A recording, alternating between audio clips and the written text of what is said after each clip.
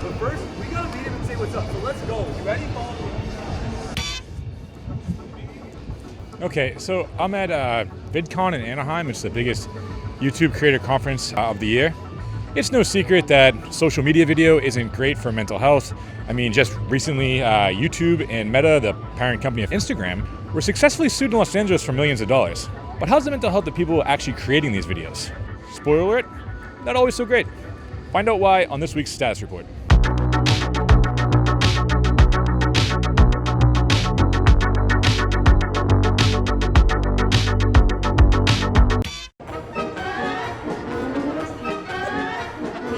Crash there.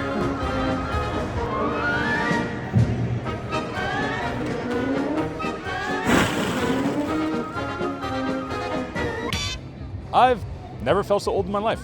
I came to VidCon as an attendee, as a YouTube creator myself, but I couldn't help but notice there was a lot of programming revolving around mental health. So, being the intrepid reporter I am, I decided to put on my journalist hat. So, I spoke with Neal, who was hosting a mentorship seminar on mental health for creators at VidCon. Neal went super viral in 2022 with an Instagram post. Going for a stupid hike for my stupid mental health was viewed over 37 million times and changed Neal's life practically overnight. Soon, he was signing deals with big outdoorsy brands like REI and Columbia Sportswear. You know, you're kind of like very much like the situation that people like dream of, right? Like you're working other jobs, you're trying to put different gigs together, you post a silly video, yep. And next thing you know, your life has changed and your job is now making social media videos. Yeah. What is that like from a mental health aspect? It is a whirlwind because one day you're living your life, you're just doing your thing. Next day, you decide to go ahead, do a silly little video, you post it, and all of a sudden, media's calling you. You're like, what is this? I've never had media call me before, and then all of a sudden you're just going to Target to get a gallon of milk, and it's like, hey, you're that guy. And it really starts to mess with you in good and bad ways, because you're like, wow, I'm getting some recognition for my work for the first time ever. At the same time, it's like, I can't go get a gallon of milk. So it's a double-edged sword, and it can really take its toll on your mental health. One thing I'm so glad is it happened when I was 40 and not 20. Here at VidCon, you've been doing a mentorship series about how creators can manage their mental health as they're pursuing being a creator. What is some of the advice you give folks? Time to get outside. My whole thing is go for a stupid hike for your stupid mental health. Go outside, touch grass, touch moss. There's something about getting outside and moving your body that is so freeing, because in these jobs, if you're a content creator, you're filming, and then you get behind the computer and you're editing, and then you're talking to managers, you're talking to brands. Just take some time for yourself and go outside. Also, find authentic friends, those people who were your friends before you went viral, before you became a content creator. Surround those people around you. And also go to therapy. There's nothing wrong with going to therapy. A lot of guys my age, they see therapy as weakness, but it's strength. And going to therapy, talking to a therapist, even maybe you don't think you have any trauma or problems, just working through this, because no person, I think, is really equipped to be recognized by millions of people. I got 38 million views on my first video, and I was like, you're just not, your brain isn't equipped for that. So you need that support from a mental health professional, if you have the resources to get it, to help you walk through that, because it's definitely a whirlwind and it's definitely jarring. Okay, I'm back from sunny California. But before I left, Andy recommended that I reach out to Shira. Is the founder of Creators for Mental Health, an organization that advocates for better mental health protections for creators. She also worked with U.S. Congressman Ro Khanna on creating a Creators Bill of Rights. I spoke with Shira earlier this week about Creators for Mental Health, the Creators Bill of Rights, and more. Shira, thanks so much for joining me. Yeah, thanks for having me. I appreciate it. So what led to the founding of Creators for Mental Health? Well, I've been a creator for 2 decades. I own my own business called What's Trending that's been around since 2011. So I've been around the block, lots of high highs and lows. I've seen the entire industry evolve over that time, pre-YouTube until now. And I experienced my own journey around mental health, witnessing what my peers were going through and really the first generation of creators. And I really think I was sick of venting about this and complaining about it, whether it be behind closed doors or on many panels. And I thought to myself, why aren't we doing anything about this? This isn't a small industry anymore. Well, we call it the Wild West. We really can't, considering the numbers, that it's going to be a $500 billion economy by 2030. I mean, the numbers speak for themselves. And I felt something has to be done, and I wanted to go from talking about it to action and solutions. I think some folks might kind of roll their eyes at like the plight of content creators and influencers, but I think it's a bigger part of the U.S. economy than people might realize. Like you mentioned, it's hard to find solid numbers, but when it comes to how many full time content creators there are, but there are estimates up to tens of millions. In many ways they're uniquely vulnerable. Why is that? So, one, why should you care? It's because the nature of work is changing. Most people across different industries are leaving their full time jobs and going from W 2 to 1099s. And a lot more people are adding content creation to their bucket, right, of work and on their resume. And so I think when you do that, and you enter this workforce, because it is a workforce, you will be surprised at how big it is, how many people are in it, this perception of glamour, and yet there's a lack of frameworks, protections, regulations. It is like the Wild West still, which doesn't make sense. It's not even recognized by the Labor Department. It's hard to get loans. I mean, there's all these things that a lot of other industries and jobs have, even unions and guilds, that we haven't necessarily set up fully. And so that's why this is important, because it's becoming more of a job and it's time for it to be taken seriously as a workforce. Also, because the next generation, Gen Z, most of them, I mean, over 50% want to be creators. So, what type of workforce are we bringing them into right now? We should care. If this is what we're consuming, I mean, most of us consume our content online. We should care about the workers behind that content. We are digital gig workers, just like your Uber drivers, right? And we fought for Uber drivers and other industries and jobs that were being taken advantage of. This is a similar thing happening. Most creators aren't the 1%. They're not the Mr. Beasts. They're really in that creator middle class. And a lot of us are just trying to survive and thrive. We continue creating content on these platforms, a lot of unpaid labor, and that isn't right and should not be normalized. And when it comes to the vulnerability, like what are some of the gaps there? Like where are some? Yeah. So we all know how social media is impacting our mental health. Well, imagine if you're an individual who is using all these platforms, so experiencing what you experience, and also is working on these platforms.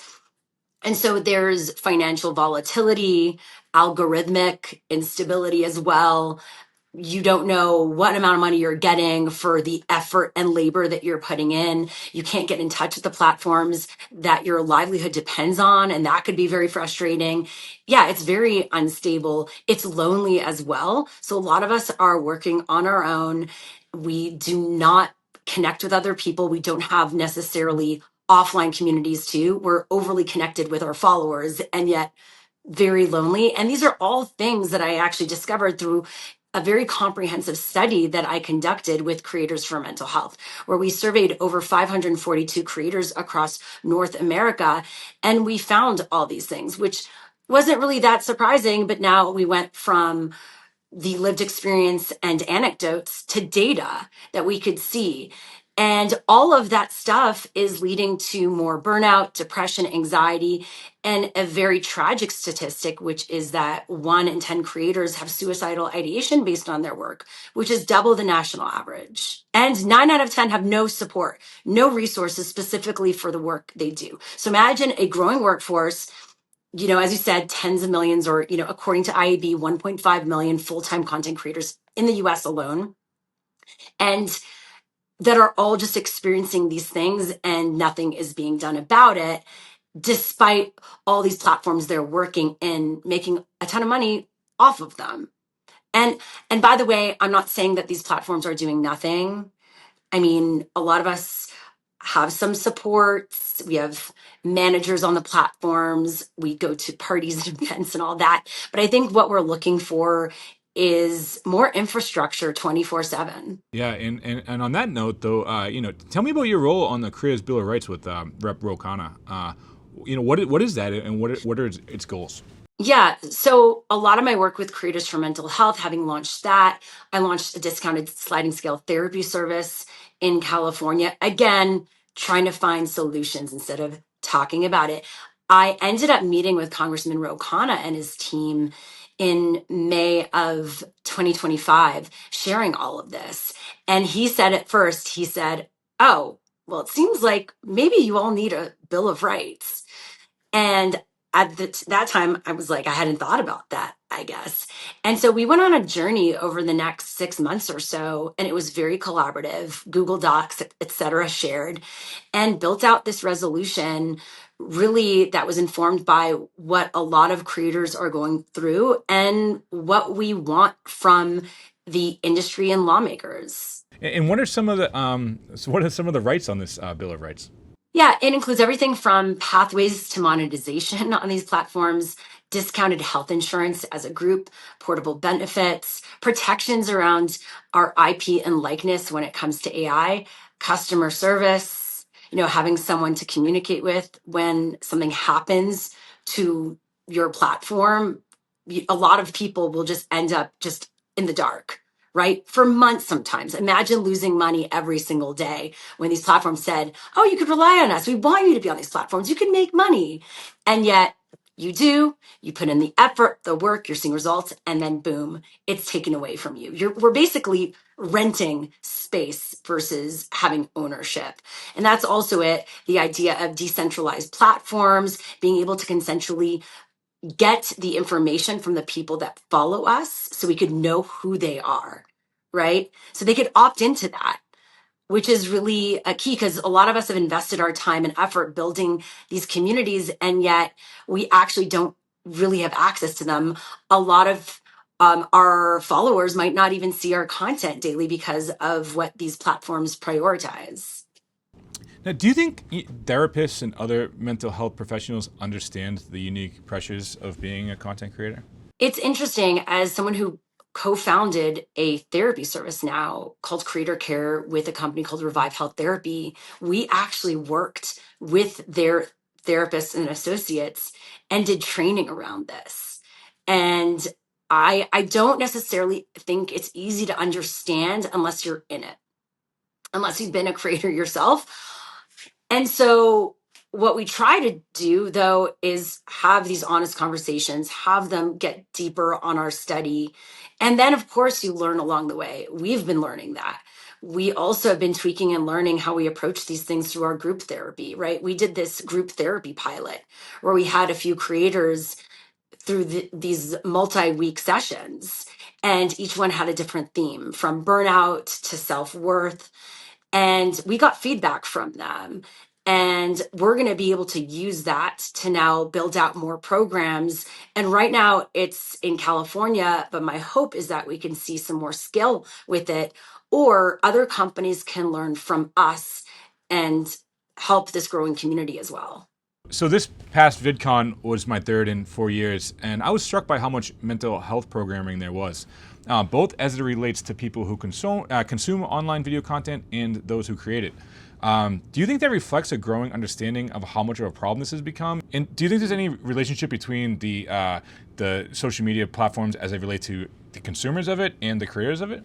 Yeah, I think we're reaching this turning point moment where we're acknowledging that something is happening when it comes to the users of these platforms, especially the youth, as well as what it's like to build our careers on these platforms. And it's been long enough, over 20 years now, to have the data. And that is really key. And especially if this is going to be the future of work, the future of consumption, whether it be entertainment, information, news, we should understand how it impacts us, right? If this is part of our daily diet, why are we not looking into if it's helping us or hurting us?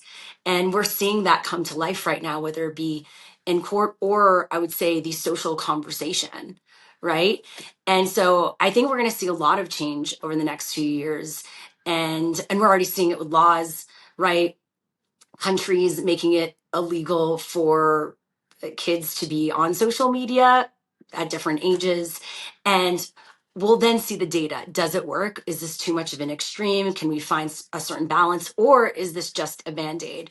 So with that aside, in terms of users, I think that's definitely in the spotlight right now. And I do believe more and more platforms, brands, and companies are seeing it as a responsibility to the community at large, and also the creators that they're wanting to build with, right? A lot of these companies say, oh, we want to support creator culture. They see this as a huge opportunity and money. Let's be clear. So I'm fine with that. Let's all make money together. But let's also make sure that we are not falling apart while at it, right? We can't make money. You can't grow with us as creators if you're not going to care about our well-being and our sustainability. Like, that will not create a long-term economy, especially if we can build this now from scratch and build something new. How are we going to build it? And so I'm so excited to see more and more people taking this seriously. And I feel like hopefully I played a small part in that, especially with now having this study and continuing to push everyone to see how important it is, and again, move towards action. Thanks again to Andy and Shira. I hope we run into each other at VidCon next year. And as always, if you enjoyed this video, please like and subscribe. It's a little click, but it helps us out a lot. And we'll see you next time on Stats Report.